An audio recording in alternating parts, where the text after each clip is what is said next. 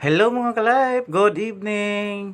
Pasilip lang ulit sa ating mumunting aquarium na nabili natin. So, ayan na nga po yung simpleng setup nga lang po natin. Um, Nung nakaraang araw is nag-breed tayo ulit ng ating beta.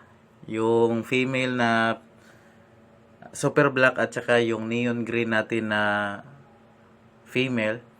At ayun, nakapag-itlog nga at kahapon ay nag-hatch siya pero sad to say is namatay lahat kasi mataas yung level ng tubig nito. So, advice lang sa mga baguhan lang din, based sa aking experience na kapag mag-breed ka ng beta o anumang klaseng mga isda na ano nag-iitlog is dapat konti lang yung tubig para kapag mag-hatch yung itlog is hindi mahirapan yung mga fry sa kanilang paglangoy at pag develop ng kanilang katawan.